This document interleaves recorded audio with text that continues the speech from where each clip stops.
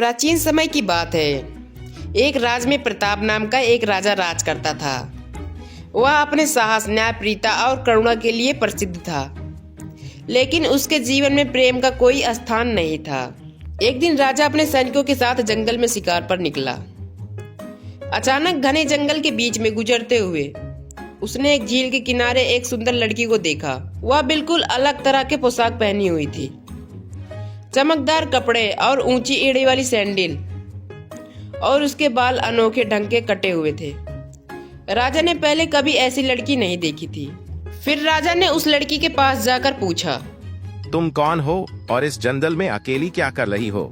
लड़की ने मुस्कुराते हुए जवाब दिया, मेरा नाम रिया है। मैं एक मॉडल हूँ और मैं यहाँ फोटोग्राफी के लिए आई थी, लेकिन रास्ता भटक गई। लेकिन राजा को मॉडल शब्द समझ में नहीं आया। उसने उत्सुकता से पूछा, ये मॉडल क्या होता है? राजा की बात सुनकर रिया हंस पड़ी और बोली, मैं अपने कपड़े और सुंदरता से लोगों की प्रभावित करती हूँ और मुझे फैशन करना अच्छा लगता है। राजा उसकी बातों से मंत्रमुग्ध हो गया। उसने पहले कभी ऐसी दुनिया के बारे में नहीं सुना था। उसने रिया की मदद करने का फैसला किया और उसे अपने महल में आमंत्रित किया। रिया कुछ दिनों के लिए महल में ठहरी और वहाँ के रीति रिवाजों से परिचित हुई। दूसरी ओर राजा भी उसके जीवन शैली के बारे में सीखने लगा।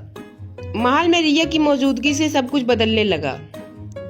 राज्य की महिलाएं भी फैशन से आत्मनिर्भरता के बारे में जानने लगी। धीरे धीरे राजा और रिया के बीच में गहरी दोस्ती हो गई। राजा को एहसास हुआ कि सुंदरता केवल बाहरी नहीं होती है, बल्कि आत्मविश्वास और सपनों से पूरा करने की चाह भी असली सुंदरता होती है।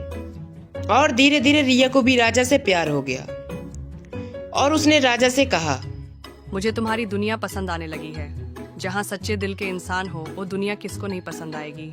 कुछ महीने बाद राजा और रिया ने शादी कर ली। राजा ने अपने राज्य की महिलाओं को आत्मनिर्भर बनने के लिए एक नया नियम बनाया और रिया ने अपने आधुनिक विचारों से राज्य की महिलाओं को आत्मविश्वास से जीने का प्रेरणा दी। तो बच्चों, हमें इस कहानी से क्या सीख मिलती है कि प्रेम किसी भी सीमा को नहीं मानता।